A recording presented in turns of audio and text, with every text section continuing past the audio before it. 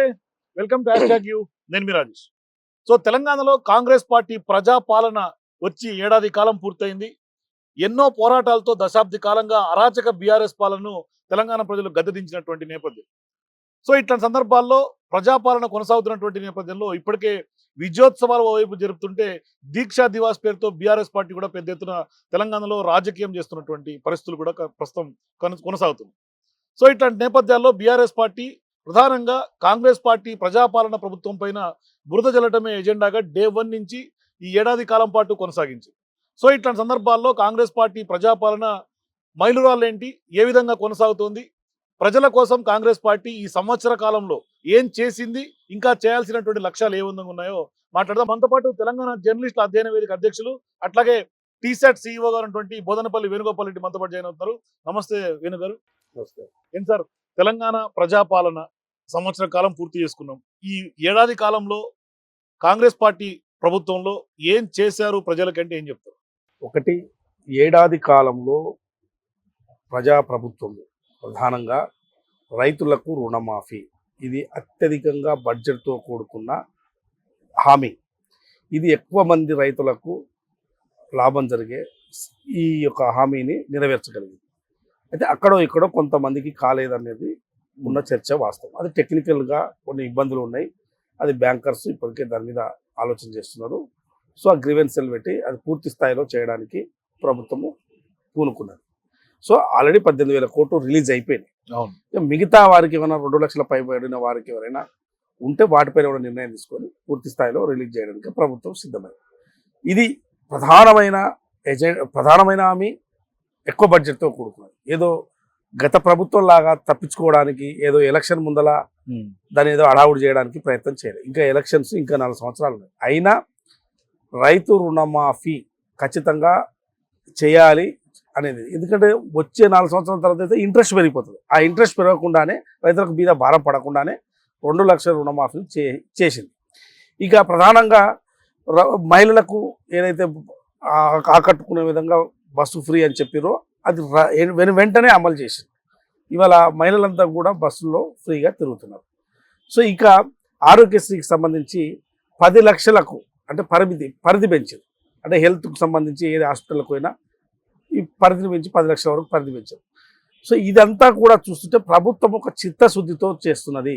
ఇప్పుడు పేదలకు 200 యూనిట్ వరకు ఫ్రీ, ఇట్లాంటి స్కీమ్స్ అన్నీ కూడా అమలు చేస్తుంది. ఇవాళ రైతులకు సన్న వడ్లకు 500 రూపాయల బోనస్. ఇది గత ప్రభుత్వంలో ఎప్పుడు బోనస్ అనే పదం మనం వినలే. అవును. సో ఇవాళ బోనస్ 500 రూపాయలు రైతులకు ఇస్తున్నది.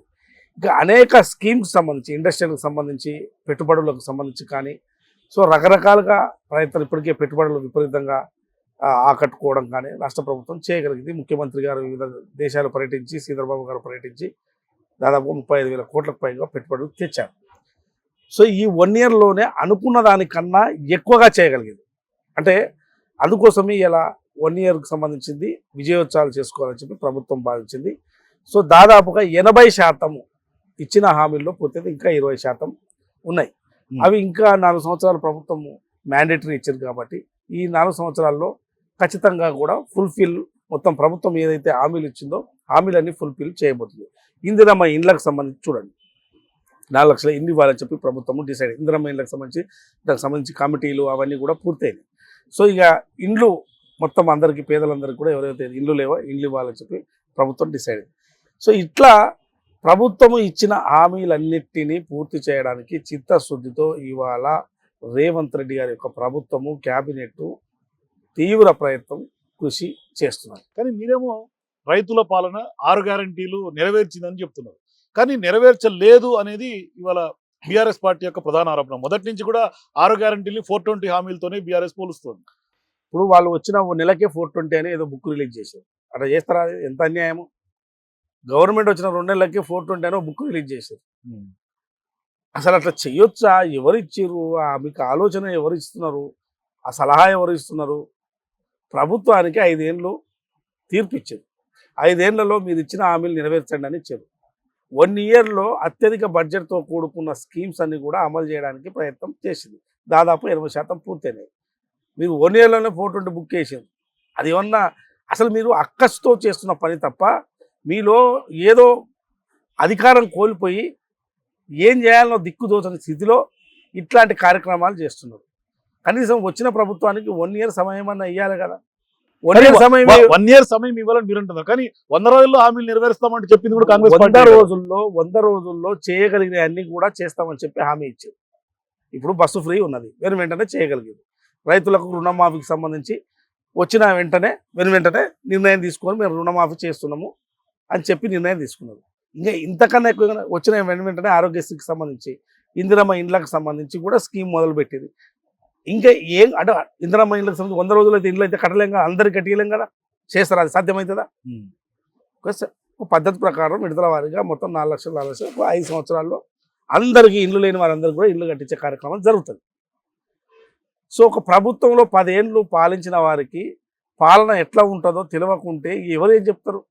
ఏది పడితే అది మాట్లాడుతున్నారు. ఇక్కడ స్కీమ్ ప్రకటించకముందే అక్కడ స్కామ్ అంటారు, ప్రకటించకముందే దాని మీద చర్చ జరుగుతుంటే స్కామ్ అంటారు. అంటే వీళ్ళకు స్కాములు చేసి ప్రతి స్కీములో కమిషన్లు దొబ్బి ఇక మిగతా వాళ్ళు కూడా ఇదే పని చేస్తారు. వీళ్ళ ఆలోచనలు కూడా అట్లే ఉన్నవేమో మాలేకనని ఒక ఆలోచన, నిద్రలో కూడా అలాంటి ఆలోచనలే చేస్తున్నారు. కానీ ఇది ప్రజాప్రభుత్వం, కాంగ్రెస్ ప్రభుత్వం. ముఖ్యమంత్రిగా రేవంత్ రెడ్డి గారు ఉన్నారు, ఒక బాధ్యతగా వ్యవహరిస్తున్నారు. సో క్యాబినెట్ అంతా కూడా ఒక బాధ్యతగా ఉన్నది. మీలాగా ఏది పడితే అది చేయరు. క్యాబినెట్లో ఉన్న వాళ్ళంతా ఒక ఎక్స్పీరియన్స్ లీడర్స్. ఏదంటే అది ఆ గతంలో ఫామ్ హౌస్లో కూర్చొని కేసీఆర్ ఏది చెప్తే అది తల ఊపే నాయకులు కాదు. వీళ్ళంతా అందరికీ ఒక ఇండిపెండెంట్గా ఆలోచించే శక్తి ఉంది. ఏ దానికి పడితే దానికి తల ఊపే నాయకులు కాదు. సో ముఖ్యమంత్రి గారు రేవంత్ రెడ్డి గారైనా ఏదో అధికారులు ఏదో చెప్పగానే తల ఊపే నాయకులు కాదు. కానీ క్యాబినెట్లో ఉన్న వాళ్ళు తల ఊపే వాళ్ళు కాదు. కానీ వాళ్ళ ఆరోపణ చేసిన వెంటనే ప్రభుత్వంలో అనేక డెసిషన్స్ యూటర్న్ తీసుకున్నటువంటి పరిస్థితులు ఏమంటారు? ఏది ఎవరి ఆలోచనలు? బీఆర్ఎస్ పార్టీ ఆరోపణలు చేయంగానే అనేక అంశాల్లో, ఏ అంశాల్లో లేదు. మీరు చెప్తున్నది ఏంది?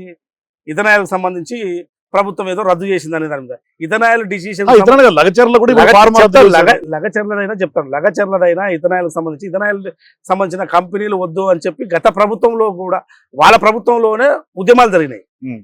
వాళ్ళ ప్రభుత్వంలో పర్మిషన్ ఇచ్చిందే కేసీఆర్. పర్మిషన్ ఇచ్చిర్రు, వాళ్ళ కంపెనీలు పెట్టడానికి ప్రయత్నం చేసారు, పెట్టిర్రు. మహబూబ్నగర్లో కానీ ఇటు కానీ నిర్మల్లో కానీ ఇక్కడ కానీ అన్ని దక్కల్లో ఇథనాయిల్ కంపెనీకి సంబంధించి పర్మిషన్లు ఇచ్చింది వాళ్ళే. అప్పుడు కూడా పోరాటాలు జరిగింది. ఈ ప్రభుత్వం వచ్చినా కూడా జనం వద్దన్నారు. సో జనం వద్దన్న దానికి వద్దు, అసలు ప్రజాభిప్రాయ సేకరణ లేకుండానే వీళ్ళు పెట్టిర్రు అని చెప్పి వాళ్ళు ఇవాళ వద్దని చెప్పి జనం రోడ్డు మీదకి వచ్చారు. కానీ ప్రజాభిప్రాయ సేకరణ చేస్తూ వాటిని కూడా తిప్పి కొడుతున్నారు బీఆర్ఎస్ వాళ్ళు. దాన్ని కూడా రాజకీయం చేసుకుంటే వాళ్ళే మొత్తం డీటెయిల్స్ అన్ని బయట పెట్టారు కదా. మంత్రి గారు సీతక్క గారు బయట పెట్టారు కదా, ఎవరు ఎప్పుడు ఇచ్చారు పర్మిషన్లు, ఎవరు ఇచ్చారు అని. అది గతంలోనే మహబూబ్నగర్లో కూడా ఇదే ఉద్యమం నడుస్తున్నది ఇథనాయిల్కి సంబంధించి. సో ఇథనాయిల్కి సంబంధించిన కంపెనీలు వద్దు అని చెప్పి అందరూ గతంలో మేము కూడా అన్నాం. సో కాబట్టి ఇవాళ ప్రభుత్వం వద్దు అని ప్రజలు వద్దంటారు, ప్రభుత్వం కూడా వద్దని నిర్ణయించారు. అంటే ప్రజాభిప్రాయాన్ని గౌరవించింది తప్ప అది వాళ్ళు ఏదో మేము చెప్పగానే యూటర్న్ తీసుకుని లగచర్లకు సంబంధించి. మీరు లగచర్లది ఏమున్నది? అది కొంత 2 డిస్కషన్స్ జరిగినాయి లగచర్లలో. ఫార్మా పెట్టాలా, ఫార్మా క్లస్టర్ పెట్టాలా, లేకుంటే ఇండస్ట్రీలకు సంబంధించిన అప్లియన్సెస్ పెట్టాలనా అని 2 చర్చలు జరిగినాయి. 2 చర్చలో భాగంగా మొదట ఫార్మా అనుకున్నారు. వద్దు, అక్కడ ఉన్న ప్రజలు మాకు ఫార్మా వద్దు, అప్లియన్స్ ఇండస్ట్రీలకు సంబంధించినవి పెట్టండి అని చెప్పి ఒక అభిప్రాయం వచ్చింది. ప్రజాభిప్రాయాన్ని గౌరవించరు. వీళ్ళు ఏదో అనగానే ఏదో యూటర్న్ తీసుకున్నారు, ఈ టర్న్ తీసుకున్నారు, ఆ టర్న్, ఏ టర్న్ లేదు, అంతా ప్రజల టర్నే. ప్రజల వైపు ప్రజలు ఏం చెప్తే ఆ టర్నే తీసుకుంటారు. ఈ ప్రతిపక్షం లేకుండా కేటీఆర్ హరీష్ రావు గారు మాట్లాడిన దానికి కాదు. సో ప్రజలు మాకు ఇది వద్దు ఇది కావాలన్నారు. ప్రజలు చెప్పిన అభిప్రాయం వైపు టర్న్ తీసుకున్నారు తప్ప అది వాళ్ళు ఆ ఇథనాయిల్ కంపెనీ వద్దు అని మరో అని మొత్తుకున్నారు. ఇవాళ జస్ట్ రోడ్డు మీదకి వచ్చి కథ మాకు వద్దన్నారు, కథ వద్దు, మీకు వద్దంటే మాకు ఇప్పుడు ప్రభుత్వానికి అంత అవసరం ఏమున్నది? చల్ మేము మీ వైపే మేము టర్న్ తీసుకుంటాం. కానీ ఇట్లా రద్దు చేసుకుంటా వెళ్తే అభివృద్ధి ముందుకెళ్ళే ఎట్లా అంటే ఉద్యోగ అవకాశాలు కానీ లేకుంటే అభివృద్ధి విషయంలో కానీ అదే ప్లేస్లో రీప్లేస్ ఫార్మా బదులు అప్లయన్సెస్ కంపెనీ ఇండస్ట్రీకి సంబంధించి వివిధ రకాల కంపెనీలు ఎలక్ట్రానిక్స్ రకరకాల వస్తాయి అన్న. ఒకప్పుడు మనం ల్యాండ్ అక్విజిషన్ చేసి ఒక కంపెనీ ఒక కంపెనీలు పెట్టడానికి ఒక జోన్ తయారు చేస్తే ఆ జోన్లో రకరకాల కంపెనీలు ఏదైనా పెట్టుకోవచ్చు. సో ఆ జోన్ ఇండస్ట్రియల్ జోన్ తయారు చేసి పెడితే ఏమైనా కంపెనీలు పెట్టుకోవడానికి అవకాశం ఉంటుంది. సో ప్రజల అభిప్రాయాన్ని ముందు గౌరవించాలి. ప్రజలకే ఇష్టం లేని పనులు మనం చేయడం వల్ల ఉపయోగం ఉంది. ప్రభుత్వానికి కూడా మంచిదేం కాదు కదా. ప్రజల అభిప్రాయం మేరకు టర్న్ తీసుకున్నారు. వాళ్ళు ఏదో వాళ్ళ సంకలు గుద్దుకొని మేము లగచర్ల మేము వచ్చి మీరు చేసింది లగచర్ల చేసింది క్రిమినల్ ఆలోచనలు, మీరు చేసిన మంచి ఆలోచనలు కాదు, మీరు చేసింది క్రిమినల్. మీరు అధికారం కోల్పోయిన తర్వాత అధికారం కోసం మీరు చేస్తున్న తతంగాలన్నీ కూడా ఎట్లా ఉన్నాయంటే, మీరు అక్కడ ఎవడైనా చచ్చిపోని కానీ ప్రభుత్వం బదులుగా కావాలని ఒక ప్రయత్నం చేస్తున్నారు. మీరు మనుషులను చంపైనా సరే ప్రభుత్వానికి చెడ్డ పేరు తేవాలని ప్రయత్నం చేస్తున్నారు. కానీ ఇది మంచి పద్ధతి కాదు. నేను టీఆర్ఎస్కు సంబంధించిన నేతలకు కానీ వారికి ఒక సూచన, వాళ్ళు ఏదైనా ఆ పార్టీకి సంబంధించిన అధినేతలు వాళ్ళ ముఖ్యులంతా ఒక కుట్ర చేస్తారు. ఆ కుట్రలో భాగంగా మిగతా లీడర్లు మాత్రం పడొద్దు. ఎందుకంటే వాళ్ళు ఏదైనా చేయడానికి సిద్ధంగా ఉంటారు. ఎందుకంటే వాళ్ళ అధికారం కోసం ఇలా అధికారం రేపు ఒకవేళ వాళ్ళ అధికారం కావాలని కోరుకుంటే అధికారం మిగతా వాళ్ళకి ఏం రాదు, మళ్ళీ నలుగురు చేతుల్లోనే ఉంటుంది. నలుగురు చేతుల్లోనే అధికారం ఉంటుంది. వాళ్ళ నలుగురు అధికారం కోసము చుట్టుముట్టు అందరిని పోగేసి అక్కడ ఒక మొత్తం అల్లరి సృష్టించి ఫైరింగ్ దాకా తీసుకెళ్ళి వాళ్ళ చుట్టుముట్టున్న వాళ్ళ కార్యకర్తలని చంపి, వాళ్ళ కార్యకర్తల మందిని కాదు వాళ్ళ కార్యకర్తలని చంపి ఇగో చంపిరు చూది ఈ ప్రభుత్వం అని చెప్పి ఒక చెడ్డ పేరు దేవాలని ఒక ప్రయత్నం వాళ్ళు చేస్తారు. కానీ వాళ్ళని చంపే ప్రయత్నం చేస్తారు. కానీ వీళ్ళు ఏం కాదు, వీళ్ళు బరాబర్ వీళ్ళు మంచిగానే ఉంటారు. మనం చూడలేదా ఉసిగొల్పి ఉద్యమాలకు ఇట్లా ఉసిగొల్పి మంది పిల్లలు చచ్చిపోయారు. కానీ వాళ్ళ కుటుంబాలు వాళ్ళు అంతా బాగానే ఉన్నారు, 10 ఏళ్ళు అధికారంలో ఉన్నారు. సో మళ్ళీ గదే ఎజెండాను ఎత్తుకొని ఆ ఎజెండాతోనే ముందుకు వాళ్ళని ఒక ప్రయత్నం టీఆర్ఎస్ సంబంధించిన నేతలు చేస్తారు. క్రిమినల్ ఆలోచనలు వాళ్ళు చేస్తారు. ఆ క్రిమినల్ ఆలోచనలో ప్రజలు పడొద్దు. కానీ ఈవెన్ టీఆర్ఎస్ కార్యకర్తలు కూడా అందులో పడొద్దు. ఎందుకంటే మీరు అంటున్నారు వాళ్ళని అడ్డు పెట్టుకొని వాళ్ళ అధికారం కోసం ప్రయత్నం చేస్తారు.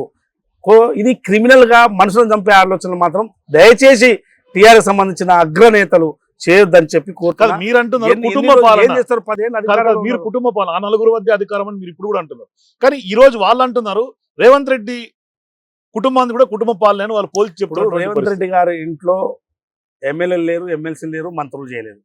ఇవాళ రేవంత్ రెడ్డి గారు డైరెక్ట్గా 2009లో ఎమ్మెల్యే, అంతకన్నా ముందు ఎమ్మెల్సీ జడ్పీటీసీగా ఉన్న 2009లో ఎమ్మెల్యే గెలిచి ఇప్పుడు 3వసారిగా ఎమ్మెల్యే గెలిచి మధ్యలో ఎంపీగా గెలిచి డైరెక్ట్ ముఖ్యమంత్రిగా అయ్యారు రేవంత్ రెడ్డి గారు. సో ఆయన ఎన్నడే మంత్రులు చేయలేదు. వాళ్ళ కుటుంబంలో ఎవరు ఎమ్మెల్సీలు లేరు, ఎంపీలు లేరు, మంత్రులు లేరు. ఏమైనా భాగస్వాములు వాళ్ళ కుటుంబంలో ఏమైనా 4 మంత్రులు ఏమైనా ఉన్నారా? మీ కుటుంబంలో ఉన్నారు మంత్రులు. హరీష్ రావు, కేటీఆర్, సంతోష్ రావు ఎంపీ, కవిత గారు ఎమ్మెల్సీ, ఎంపీ, ముఖ్యమంత్రిగా కేసీఆర్ గారు ఉన్నారు. ఇంతమంది మీ ఇంట్లోనే ఇప్పుడు 5గురు ఉన్నారు. ఇంకా చూసుకుంటే ఇంకా చుట్టాలు చూసుకుంటే ఒక 10 మంది వెళ్తారు. అట్లా ఏమన్నా రేవంత్ రెడ్డి గారు ఏమైనా చుట్టాలు లేకుంటే అన్నదమ్ములు వీళ్ళందరూ కలిసి ఏమైనా 10 మంది ఉన్నారా? మంత్రులు ఉన్నారా? ఎమ్మెల్యేలు ఉన్నారా? ఎమ్మెల్సీలు ఉన్నారా? అవును, బరాబర్. ఇవాళ తిరుపతి రెడ్డి గారు కాంగ్రెస్ పార్టీ లీడరు. ఆయన మొదటి నుంచి కొడంగల్లో ఒక లీడర్గానే కార్యకర్తగానే పనిచేస్తున్నారు తప్ప ఆయన వచ్చే మంత్రి చేయలే కదా. ఆయన ఎన్నికల్లో వచ్చి ఇంకో దాని ఎమ్మెల్యేగా పోటీ చేయలే కదా.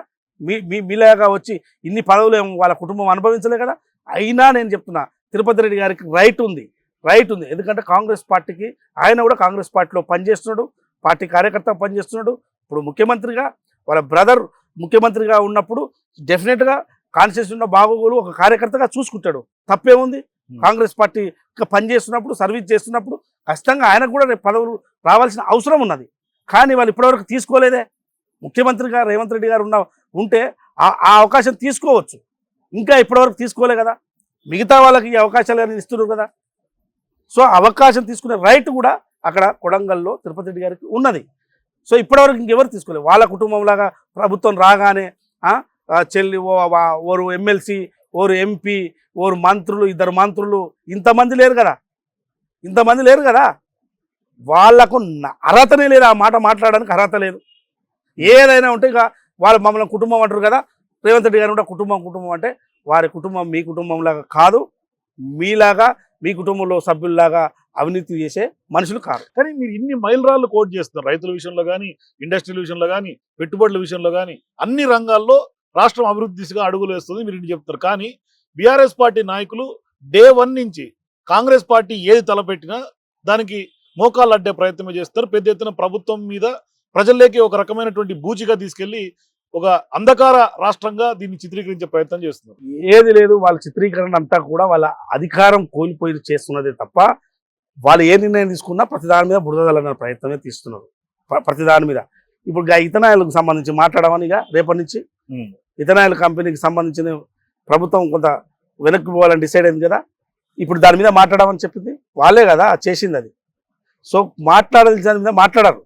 ఇప్పుడు ఏదైనా కొత్తగా ఏదైనా ఇప్పుడు నేను సపోజ్ చెప్తున్నాను, మహబూబ్నగర్కి ఏ కంపెనీ తీసుకపోయినా, మహబూబ్నగర్కి ఏ అభివృద్ధి తీసుకపోయినా, ఉమ్మడి మహబూబ్నగర్ జిల్లాకి ఏ అభివృద్ధి తీసుకపోయినా టీఆర్ఎస్ సంబంధించిన కేటీఆర్ హరీష్ రావు అడ్డుకునే ప్రయత్నం జరుగుతున్నది.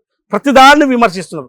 మహబూబ్నగర్, కొడంగల్, నారాయణపేటకు నీళ్లు తీసుకుపోవాలన్న అంశాన్ని కూడా వాళ్ళు ఖండిస్తున్నారు, వాళ్ళు విమర్శిస్తున్నారు. అంటే ఆ స్కీమ్ అంటే నీళ్లు తీసుకుపోయే స్కీమ్ తీసుకుని స్కామ్ అంటున్నారు. అంటే మా జిల్లాకు, పాలమూరు ఉమ్మడి జిల్లాకు ఏ అభివృద్ధి తీసుకుపోయినా వాళ్ళు విమర్శలు చేస్తున్నారు, దాన్ని వెనక్కి తీసుకోవాలన్న ప్రయత్నం చేస్తున్నారు. ఇప్పుడు లగచర్లకే సంబంధించింది అనుకోండి ఉదాహరణకు, ఎందుకు మరి కొడంగల్ వెనుకబడింది కదా, వెనుకబడితే అక్కడ కంపెనీలు రావద్దా? కంపెనీలు రాకుండా కుట్రలు చేసి క్రిమినల్ ఆలోచనతో మనుషులను మీరు హైదరాబాద్ పిలిపించుకొని అల్లర్లు సృష్టించండి, అవసరమైతే కలెక్టర్ని అయినా చంపండి, అందరినీ చంపి మీరు అక్కడ మొత్తం ఏది రాకుండా ఏడు కొడంగల్ అనే విధంగా మొత్తం ఒక అల్లరి సృష్టించాలనే ప్రయత్నం చేస్తున్నారు. ఇది మరి మహబూబ్నగర్ మీద ఆనాడు మీరు 10 ఏళ్ళు ఉంటే మహబూబ్నగర్ జిల్లాకు ఏమీ ఇవ్వలేదు.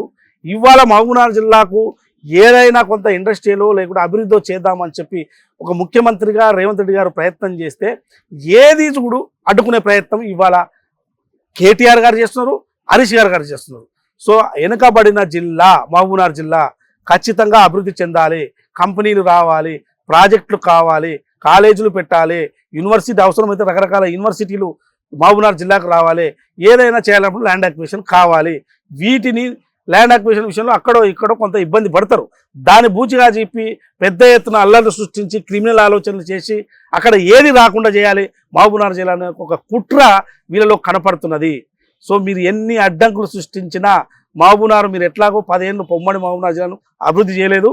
సో మీరు అడ్డుకున్నా ఎట్టి పరిస్థితుల్లో ఆ జిల్లాను అభివృద్ధి చేసుకోవాల్సిన బాధ్యత ఇలా ప్రభుత్వం పైన ఉన్నది, ముఖ్యమంత్రి గారి పైన ఉన్నది, అందరిపైన ఉంది. కానీ మీకు లేదు ఆ దృష్టి లేదు, మీకు మహబూబ్నగర్ జిల్లా మీద ఆ దృష్టి లేదు, ఏది వచ్చినా అడ్డుకుంటున్నారు. తస్మాత్ జాగ్రత్త, భవిష్యత్తులో మీరు మహబూబ్నగర్ జిల్లాలో కాలు కూడా పెట్టలేరు. కాదు, ఇప్పుడు మీరేమో కుట్ర అంటున్నారు, బీఆర్ఎస్ పార్టీ నాయకులు చేసే కుట్ర అని మీరు స్పష్టంగా చెప్తున్నారు, క్రిమినల్ ఆలోచనలు అంటున్నారు. కానీ ఏ ఘటన జరిగినా ఏది జరిగినా ఇవాళ ప్రభుత్వానికి బూమరాంగ్ అయ్యే పరిస్థితులు లేవంటారు. ఏది బూమరాంగ్ కాలేదు, ఏమైంది చెప్పండి?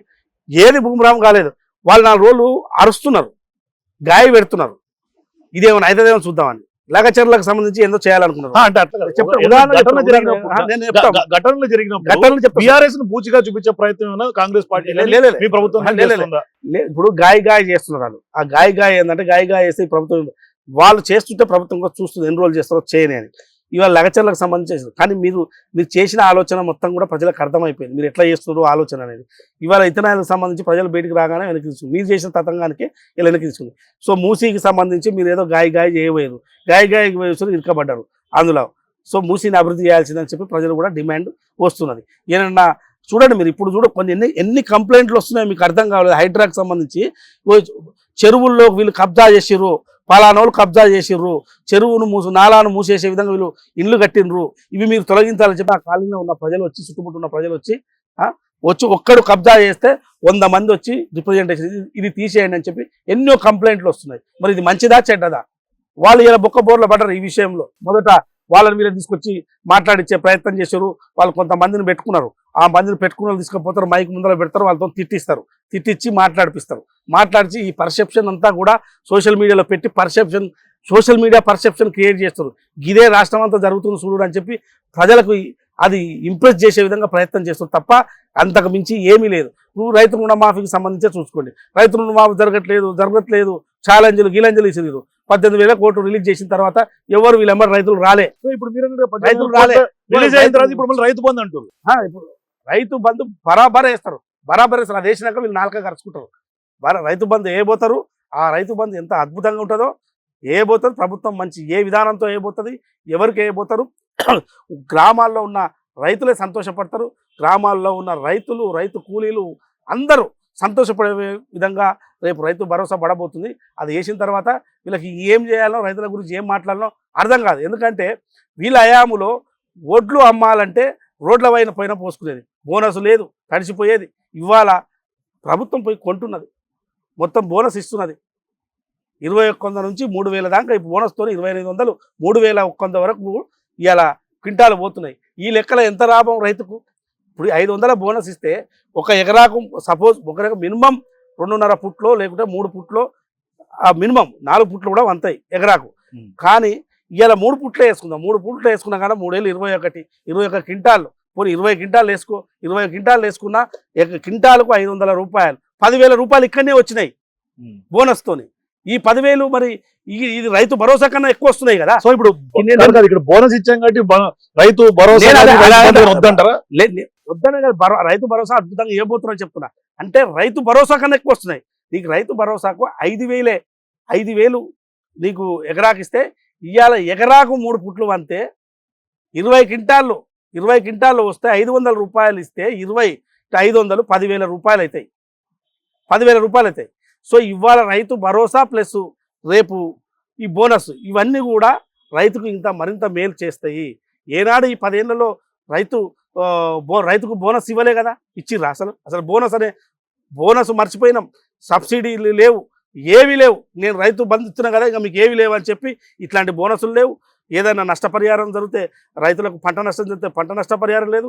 పైపులకు కానీ, ల్యాండ్ డెవలప్మెంట్ కానీ, బోర్లకు కానీ, వీటన్నిటికి కానీ డెవలప్మెంట్ కింద సబ్సిడీ ఇచ్చేది 80%. అది ఎస్సీ ఎస్టీ రైతులైతే 100% ఇచ్చేది. మిగతా రైతులకు 80% సబ్సిడీ వచ్చేది. ఏదైనా స్ప్రింక్లర్స్ కానీ, పైపులు కానీ, ల్యాండ్ డెవలప్మెంట్ కానీ, రకరకాల ఏదైనా ల్యాండ్కు సంబంధించిన అభివృద్ధి చేసుకోవడానికి సబ్సిడీ ఉండేది. ఆ సబ్సిడీ ఆ 10 ఏళ్లలో లేదు. ఇప్పుడు మళ్ళీ ఈ ప్రభుత్వం మళ్ళీ అన్ని పథకాలన్నీ కూడా ఇవన్నీ తీసుకురావాలన్న ఒక ప్రయత్నంలో భాగంగా జరుగుతుంది. మొదటగా బోనస్తో స్టార్ట్ అయింది, సన్నాలకు బోనస్తో స్టార్ట్ అయింది. ఇది రైతులకు సంతోషకరమైన అంశం. దాని మీద మాట్లాడరు, బోనస్ గురించి మాట్లాడరు. సో రైతు భరోసా గురించి ఇవాళ మాట్లాడుతున్నారు కదా, చూడండి. రేపు అసెంబ్లీ సమావేశాలు అయిపోయిన తర్వాత, అసెంబ్లీలో పూర్తి స్థాయిలో చర్చ జరిగిన తర్వాత రైతు భరోసా ఎంత అద్భుతంగా రాబోతుందో మీరే చూడబోతున్నారు. 7,500 రూపాయలు ఈ ప్రభుత్వం ఈ పార్టీ మేనిఫెస్టోలో పెట్టింది. ఆ 7,500 రూపాయలు డెఫినెట్గా ఈ ప్రభుత్వం ఇస్తుంది, కంటిన్యూగా ఇస్తుంది. ఈ 1 ఇయర్లో వచ్చిన 1 ఇయర్లో మీరు చేసిన అప్పులకు 7 లక్షల కోట్ల అప్పులకు ఇంట్రెస్టులు ఇవన్నీ పోతున్నాయి. కొంత ఒడిదుడుకులు ఈ ప్రభుత్వం 1 ఇయర్లో ఒకేసారిగా రైతు రుణమాఫీ కానీ, రైతు భరోసా కానీ ఇవన్నీ ఒకేసారి ఇన్ని అమలు చేయడంలో ఇబ్బంది పడ్డది. 1 ఇయర్లో కొంత తేరుకున్నారు. దీన్ని ఎట్లా ఇంప్లిమెంటేషన్ చేయాలన్న ఒక ఆలోచనలో ప్రభుత్వం ఉన్నది. ఇన్ని ఒడిదుడుకుల మధ్య ఇంత ఎఫర్ట్స్ పెట్టి ప్రతి సెక్టర్ లో కూడా మీరు డెవలప్మెంట్ చేస్తున్నారు, రైతులను ఆదుకునే ప్రయత్నం చేస్తారు. కానీ వాళ్ళు చేసినట్టుగా సోషల్ మీడియా పర్సెప్షన్ క్రియేట్ చేసినట్టుగా మీ ప్రభుత్వం చేసింది చెప్పుకోలేకపోతుందా? ఇప్పుడు చేసింది మనం చెప్పుకోలేకపోతున్నాం అనేది కాదు, చేసింది ప్రజలకు అంతా ఆటోమేటిక్గా అది చెప్పుకున్న దానికన్నా ఎక్కువ అవుతుంది. సో మనము ప్రభుత్వంలో ఉన్న వాళ్ళు ఒక బాధ్యతాయుతమైన పదవిలో ఉన్నప్పుడు ఇంప్లిమెంటేషన్ చేసే సీట్లో ఉన్నారు కాబట్టి ఊరికే వాళ్ళలాగా ఏదో సోషల్ మీడియాని ప్రభుత్వానికి సోషల్ మీడియా పెట్టుకొని వాళ్ళకన్నా ఎక్కువ దాడి చేయగల శక్తి ప్రభుత్వానికి ఉంటుంది. కానీ వాళ్ళు చేసే పని ఒక దుర్మార్గమైన పని, ఒక క్రిమినల్ ఆలోచన పని. సో అది ప్రభుత్వం చేయదు.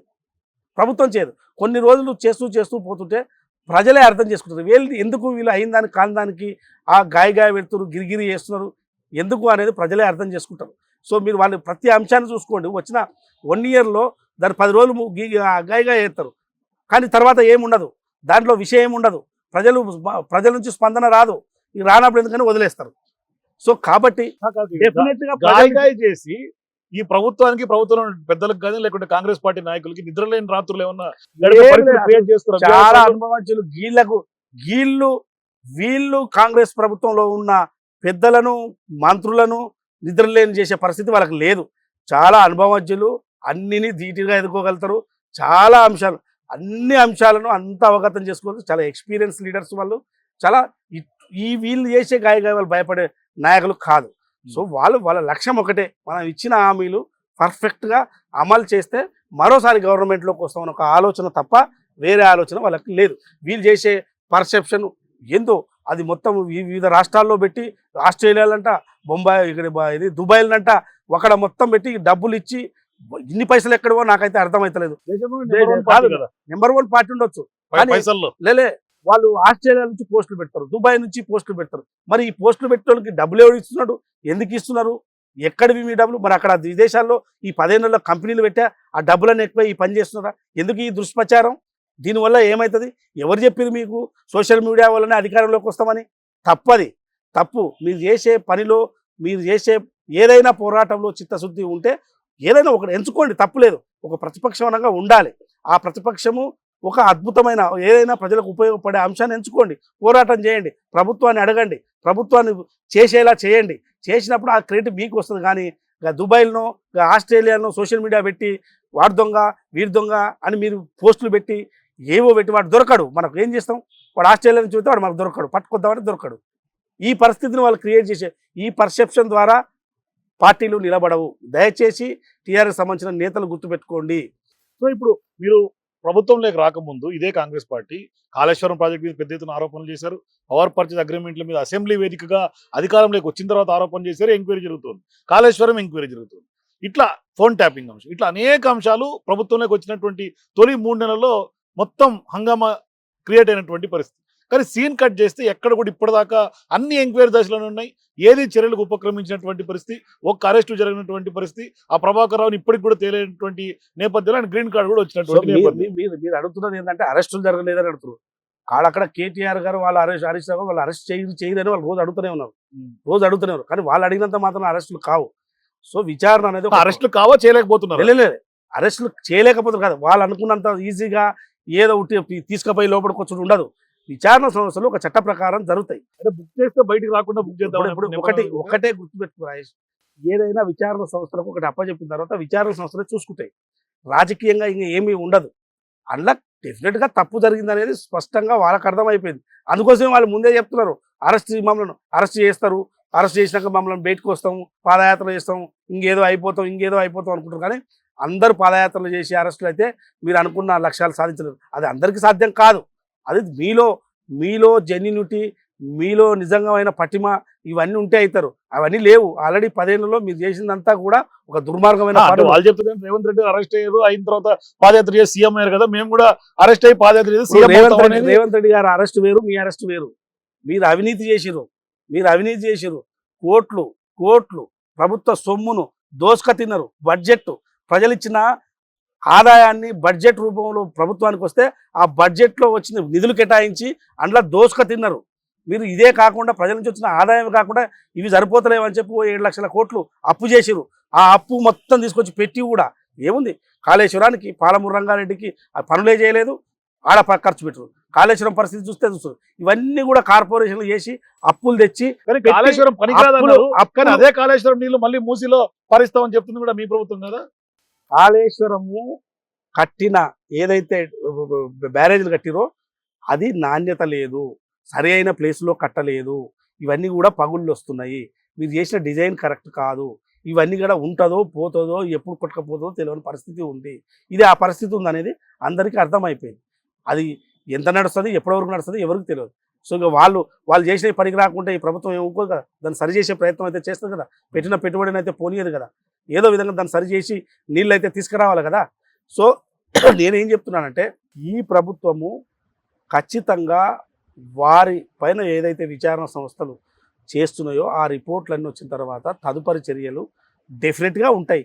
అందరూ ఏదో ఇలా అరెస్ట్ ఇవ్వాలనే రేపే అంటే కుదరదు కదా. అంటే అట్లా కాదు. ఇప్పుడు ఈ కార్ రేస్ కి సంబంధించి 55 కోట్ల స్కామ్ అయినా ఫోన్ ట్యాపింగ్ లో హరీష్ రావు కేటీఆర్ పేరు ప్రముఖంగా ఇప్పుడు మరోవైపు లగచర్ల ఘటనలో కూడా చేయలేకపోయారు అనేది ప్రజల్లో కూడా పర్సెప్షన్. లగచర్ల ఘటనలో నరేంద్ర రెడ్డి అయితే పోయింది కదా, దానికి సంబంధించిన ఆడియో రికార్డింగ్ లో మాట్లాడిన అందరూ పోయారు కదా.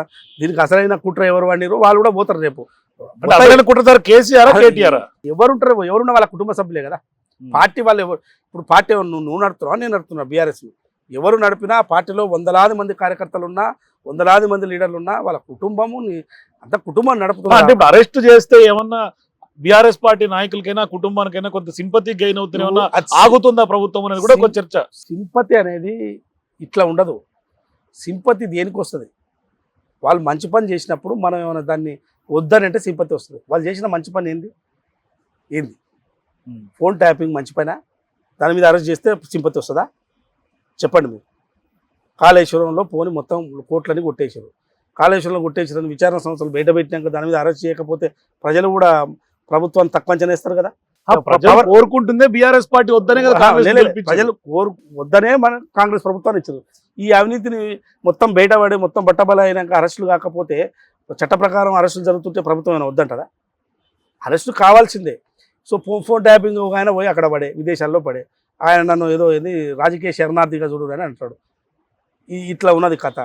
సో అవన్నీ డే బై డే ప్రొసీడింగ్ జరుగుతుంటే అది డెవలప్మెంట్ జరిగిన కొద్దీ అన్నీ అవుతాయి, ఏది కావాలో అన్నీ అవుతాయి. కానీ ఇప్పుడు అసెంబ్లీకి కేసీఆర్ రానటువంటి పరిస్థితి, ప్రతిపక్ష నేతగా సీఎం రేవంత్ రెడ్డి డైరెక్ట్ గా రా స్వామి అసెంబ్లీకి అని అడుగుతున్నటువంటి పరిస్థితి. ఎందుకు అడుక్కోవాల్సినటువంటి పరిస్థితి? ఆయన వస్తే రాకపోతే ఏంటి ప్రజలు కొరిగే లాభం? ఒక ముఖ్యమంత్రిగా బాధ్యత అది.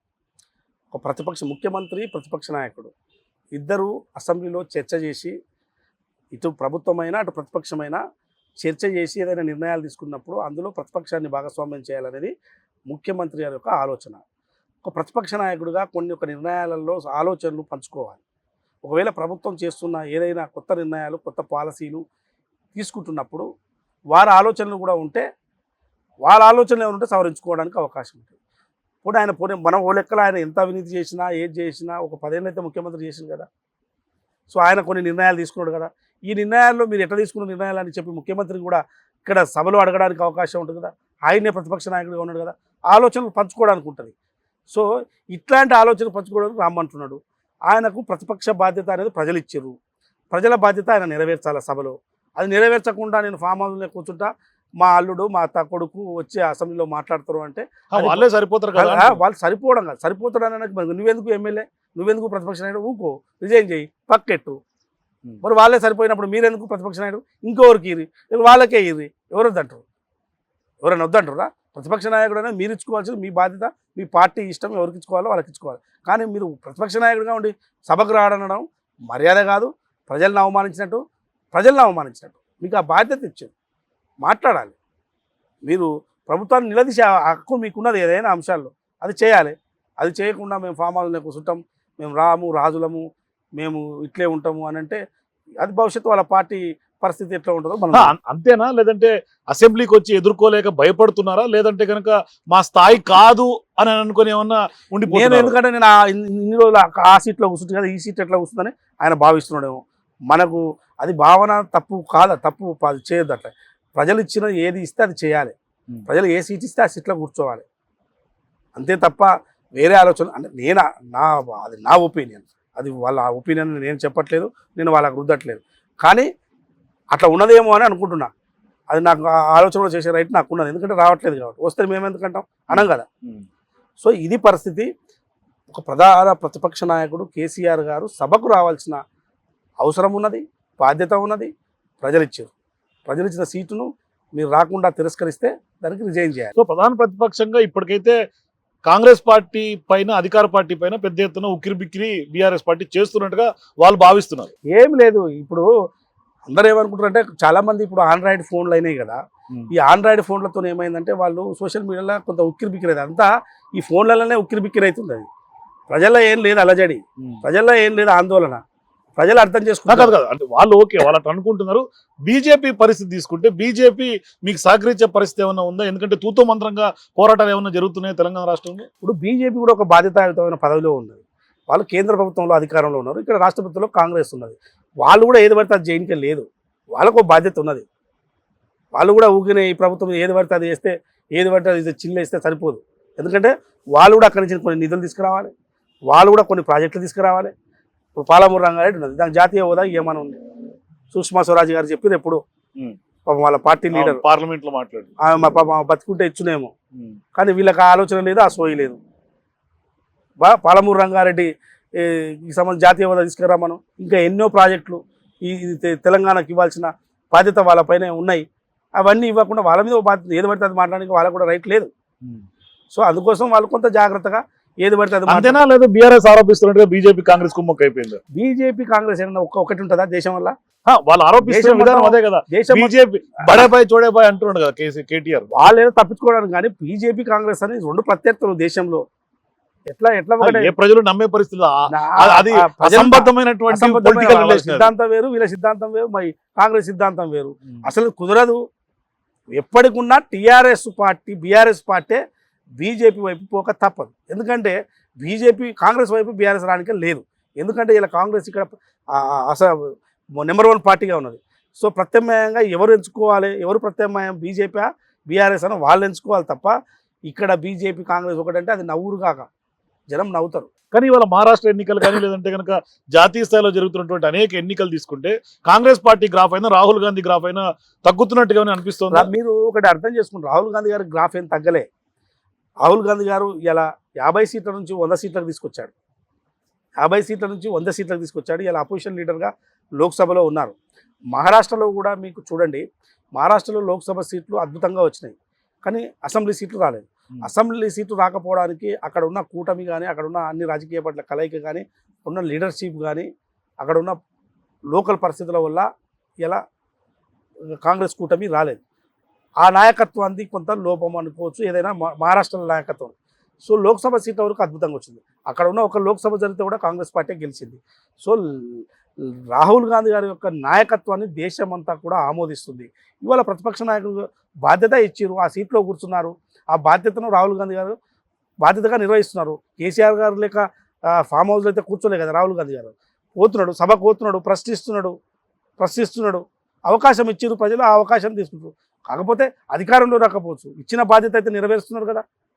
సో ఆయన గ్రాఫ్ ఇప్పుడు రాహుల్ గాంధీ గారి గ్రాఫ్ రోజు పెరుగుతుంది తప్ప తగ్గదు.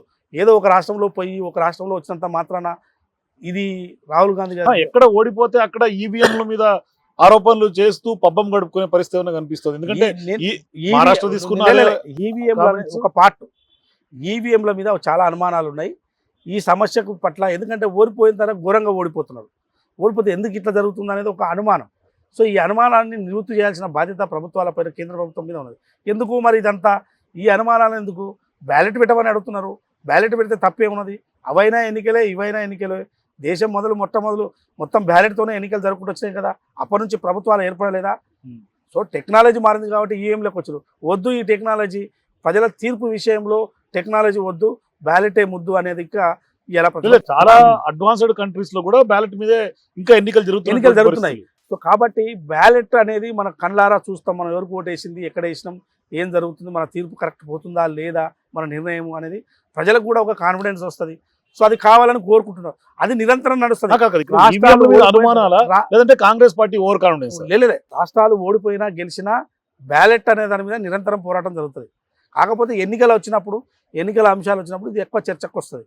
అది సర్వసాధారణం. ఓవర్ కాన్ఫిడెన్స్ ఉందా ఏమన్నా కాంగ్రెస్ పార్టీలో? కాంగ్రెస్కు ఓవర్ కాన్ఫిడెన్స్ అనేది కాదు, కానీ కాంగ్రెస్ కొన్ని రాష్ట్రాలలో నాయకత్వాన్ని పటిష్టం చేసుకోవాలి.